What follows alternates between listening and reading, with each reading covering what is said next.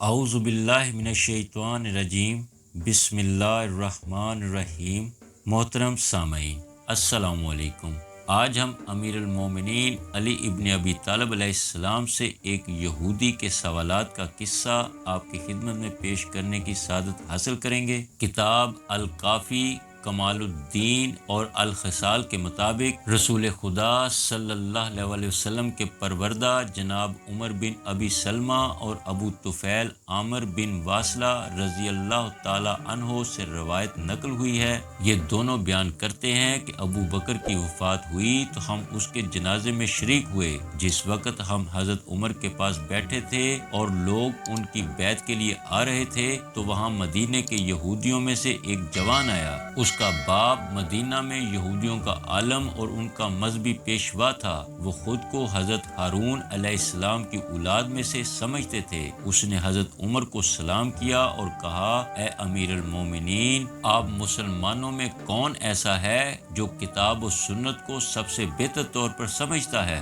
حضرت عمر نے مولا کائنات امیر المومنین علی ابن ابی طالب کی طرف اشارہ کر کے کہا، یہ ہم سب سے زیادہ کتاب و سنت کا علم رکھتے ہیں۔ تو وہ مولا کائنات کے پاس آیا اور بولا، کیا واقعی آپ ان سب سے بڑے عالم ہیں؟ آپ نے فرمایا، ہاں، پوچھو کیا پوچھنا چاہتے ہو؟ اس جوان نے کہا، میں آپ سے 3 چیزوں، پھر 3 چیزوں اور پھر ایک چیز کے بارے میں سوال کروں گا۔ امام نے فرمایا، یہ کیوں نہیں کہتے کہ میں نے 7 چیزوں کے متعلق پوچھنا ہے؟ اس نے کہا، نہیں، میں پہلے آپ سے 3 چیزوں کے متعلق سوال کروں گا۔ اگر آپ نے ان کا جواب صحیح دیا تو میں مزید 3 سوال کروں گا، اور اگر آپ نے ان تینوں کا بھی صحیح جواب دیا تو ایک اور سوال کروں گا، لیکن اگر آپ پہلے ہی 3 سوالات میں الجھ گئے تو میں خاموش ہو جاؤں گا اور آگے کوئی سوال نہیں کروں گا۔ آپ نے فرمایا، اے یہودی، یہ بتا کہ اگر میں نے تجھے ان سوالات کے صحیح اور حق پر مبنی جوابات دے دیے تو تم جان لو گے کہ میں نے صحیح کہا یا غلط؟ اس نے کہا، ہاں، کیوں نہیں؟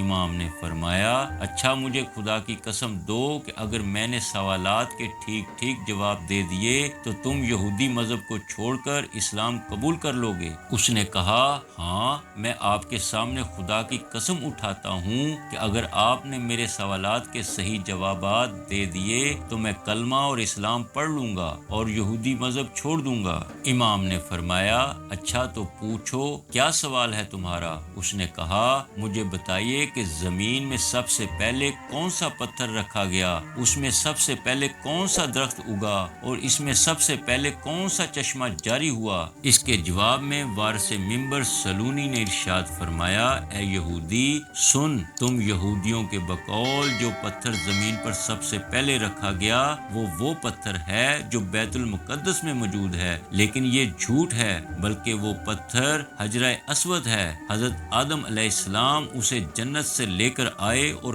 کعبہ کے ایک رکن کے پاس رکھا۔ اہل ایمان اسے بوسہ دیتے ہیں تاکہ خدا کے عہد و میثاق کو پورا کرنے کی تجدید کریں اور اسے پورا کرنے میں پرعزم رہیں۔ پہلا درخت جو زمین پر اگا وہ تم لوگوں کے مطابق زیتون ہے، لیکن یہ غلط ہے، بلکہ وہ درخت عجوہ کھجور کا ہے۔ حضرت آدم اس درخت کو اس کی مادہ کے ہمراہ جنت سے لے کر آئے تھے، لہذا تمام اقسام کی کھجوروں کی اصل عجوہ ہے۔ امام نے فرمایا، رہی بات زمین پر سب سے پہلے پھوٹنے والے چشمے کی تو یہودیوں کی رائے ہے کہ یہ وہ چشمہ ہے جو ایک چٹان کے نیچے ہے، لیکن وہ یہاں بھی جھوٹے ہیں، بلکہ وہ چشمہ آب حیات کا ہے، جس میں مردے کو ڈالا جائے تو وہ زندہ ہو جاتا ہے۔ یہ وہی چشمہ ہے جس کے پاس حضرت موسیٰ علیہ السلام کی بھنی ہوئی مچھلی گم ہوئی تھی، کیونکہ جب اس مچھلی پر آب حیات کے قطرے پڑے تو اس میں جان آ گئی اور اس نے سمندر کی راہ لی۔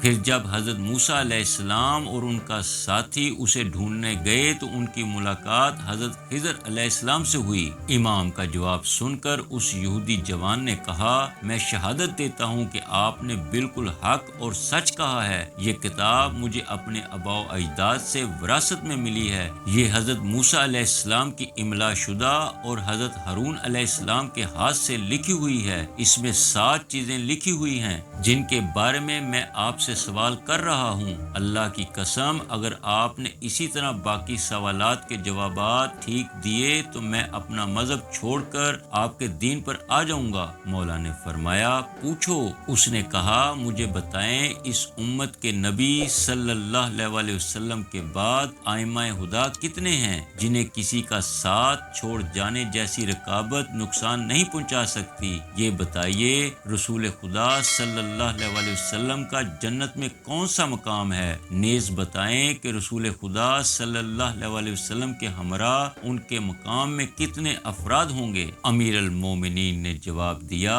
اس امت کے 12 امام ہیں جنہیں خدا کی طرف سے منصب ہدایت دے کر بھیجا گیا ہے۔ وہ سارے ہی ہادی اور ہدایت یافتہ ہیں۔ کسی کا ساتھ چھوڑنا اور بے وفائی کرنا کوئی نقصان نہیں پہنچا سکتی۔ رسول خدا صلی اللہ علیہ وسلم کا مقام جنت عدن کے سب سے افضل و اشرف اور خدا کے نزدیک ترین ہے۔ رہا معاملہ رسول خدا صلی اللہ علیہ وسلم کے ہمراہ ان کے درجے میں رہنے والے افراد کا تو وہ وہی 12 امام ہیں جنہیں منصب ہدایت پر فائز کیا گیا ہے۔ یہ جوابات سن کر یہودی نے کہا میں گواہی دیتا ہوں کہ آپ نے حق اور سچ کہا۔ اللہ کی قسم اگر آپ یوں ہی میرے اس آخری سوال کا بھی جواب دے دیں تو آپ کے ہاتھوں پر اسلام لے آؤں گا اور یہودی مذہب چھوڑ دوں گا۔ امام اولین و آخرین نے فرمایا پوچھو کیا پوچھنا چاہتے ہو؟ اس نے کہا مجھے بتائیے کہ رسول خدا صلی اللہ علیہ وسلم کا خلیفہ برحق ان کے بعد کتنا عرصہ زندہ رہے گا؟ نیز بتائیے کہ ان کی وفات ہوگی یا شہید کیے جائیں گے؟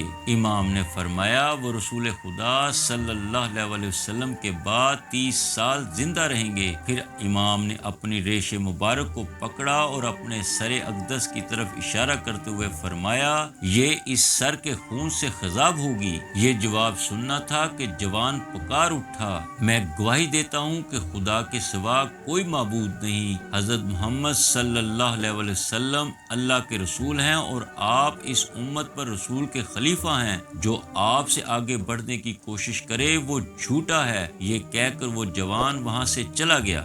محترم سامعین، ظہور امام مہدی علیہ السلام کے حالات سے آگاہی کے سلسلے میں اب تک کے لیے بس اتنا ہی۔ انشاءاللہ ہم مزید معرفت و آگاہی کی ویڈیوز کے ساتھ دوبارہ حاضر ہوں گے۔ تب تک اپنا، اپنے دوستوں اور عزیز و اقارب کا خیال رکھیے گا۔ والسلام۔